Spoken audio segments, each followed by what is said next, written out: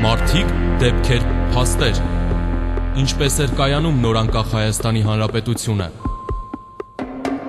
Քաղաքականություն, պատերազմ, հաղթանակ։ Ինչպես էր կերտվում անկախությունը։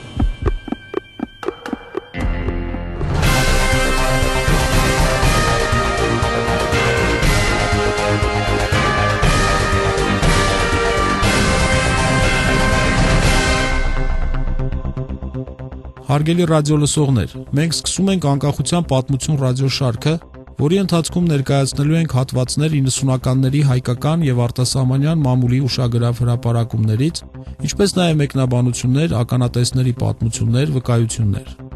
Դժվար է բառերով գնահատել Հայաստանի Հանրապետության անկախության կարեւորությունը։ Դա իսկապես հայ ժողովրդի դարավոր նպատակն էր, որի ճանապարհը եղավ դժվարին ու կորուստներով լի, սակայն մեզ տվեց հպարտություն եւ սեփական ճակատագիրը տնօրինելու վճռականություն։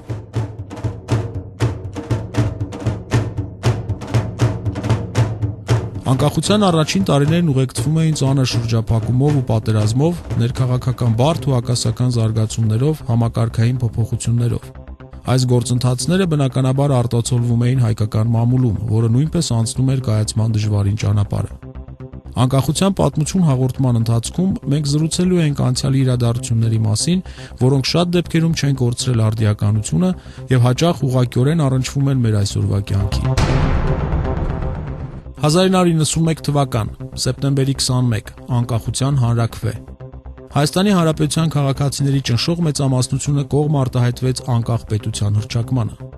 Հայաստանի առջև ծառացած էին տնտեսական ու քաղաքական բարդ խնդիրներ։ Նախկին պլանային տնտեսության համակարգը դադարեց գործել, շրջափակում էր եւ դրա հետևանքով առաջացած վառելիքի, էներգակիրների, հումքի, անգամ առաջին անհրաժեշտության ապրանքների բացակայություն էր։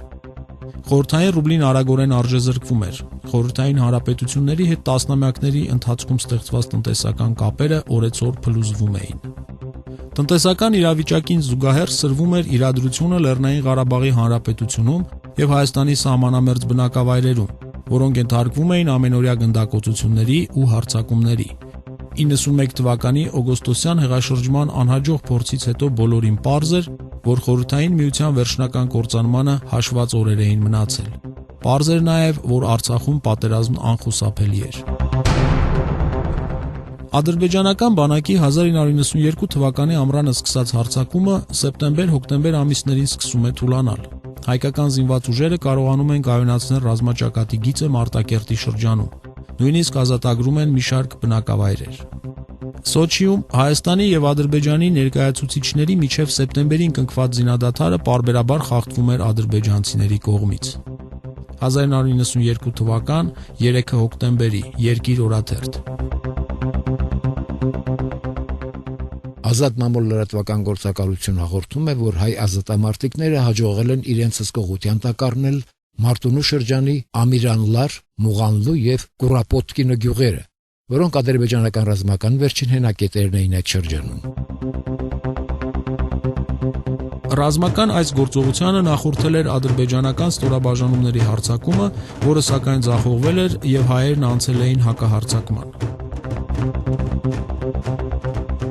Կեսօրին հայ ազատամարտիկները իրենց դիրքերն էին ամրապնդում Լեռնային Ղարաբաղի Հանրապետության Մարտունու շրջանի սահմանի վրա։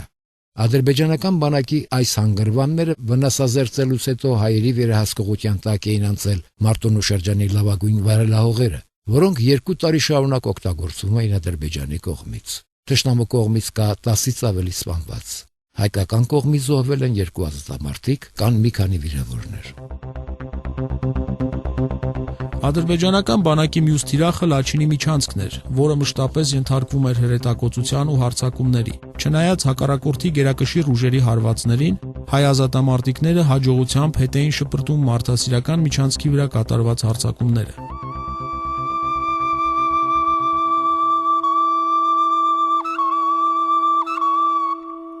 Ադրբեջանցիների կողմից 92 թվականի հունիսին բռնագրաված Շահումյանի շրջանում շարունակվում էին պարտիզանական մարտերը։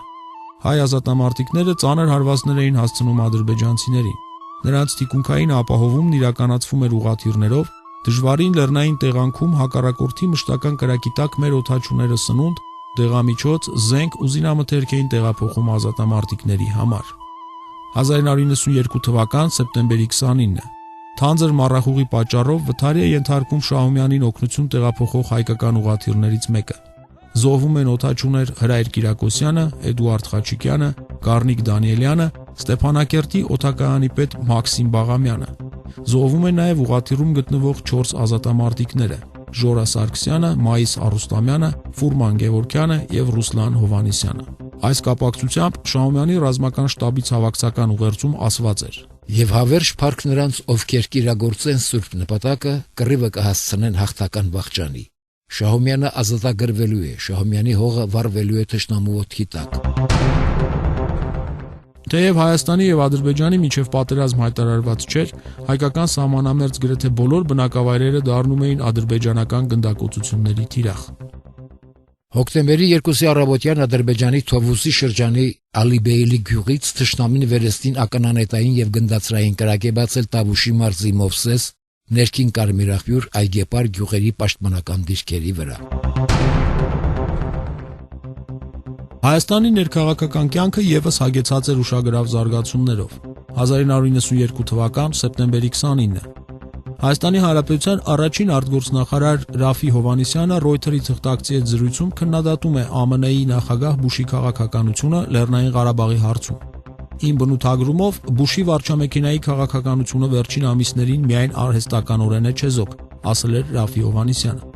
Արտգործնախարարի այս հայտարարությունը դառնում է նրա եւ նախագահ Լևոն Տեր-Պետրոսյանի տարաձայնությունների պատճառ, որն էլ կարճ ժամանակ անց հանգեցնում է Հովանիսյանի պաշտոնանկությանը։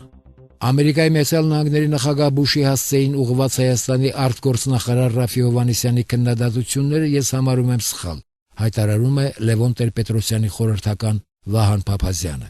Իսկ նախագահի մամլոյցարայության փոխպատասխանատու Արամ Աբրահամյանն էլ նկատել էր, թե կարող են լինել դեպքեր, երբ արտաքին քաղաքականության այս կամ այն խնդրի շուրջ արտգործնախարարը իր տեսակետն ունենա, իսկ նախագահ Լևոն Տեր-Պետրոսյանն իր։ Հայաստանի տնտեսական եւ քաղաքական իրավիճակը բարդանում էր նաեւ վրաց-աբխազական պատերազմի պատճառով։ Աբխազիայում բնակվում էին զգալի թվով հայեր, որոնք պատերազմի պատճառով հայտնվել էին բարդ եւ վտանգավոր իրադրության մեջ։ 1992 թվականի հոկտեմբերին շարունակվում էին ռազմական գործողությունները վրաց-աբխազական հակամարտության բոլոր ճակատներում։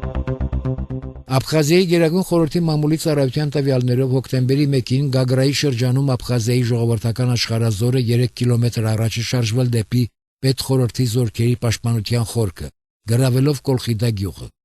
Բախումների ընթացքում զոհվել են աբխազ 14 աշխարհազորայիններ, վիրավորվել 35-ը։ Պետխորհրդի զորքերի կողմից կորուստները տասնյակներով են հաշվում։ Գագրայի վրա գրոհ խուճապ է առաջացրել քաղաքում։ Հազարավոր խաղաղ բնակիչներ եւ վրաց զինծառայողներ աբխազական կողմի վկայությամբ շարժվել են դեպի ռուսաստանյան սահմանը, որտեղ նրանց դիմավորել են պետխորհրդի զորքի արգելափակիչ ջոկատները։ Լեսելիձե ավանի շրջանում խոշոր ընթարում է տեղի ունեցել նահանջողների եւ արգելափակիչ ջոկատների միջև։ Կան զոհեր։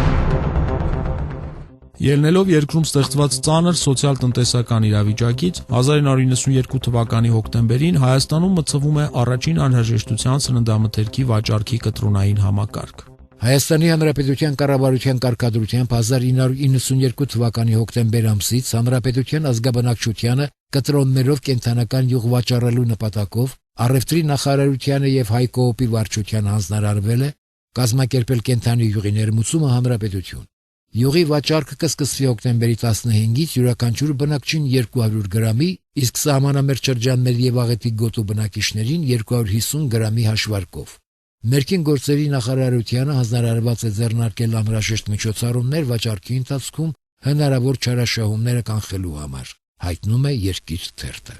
Հարգելի ունկնդիրներ, անկախության պատմություն հաղորդման մեր անդրանիկ թողարկման համար նախատեսել էինք այսքանը։ Ցտեսություն, ամենայն բարիք։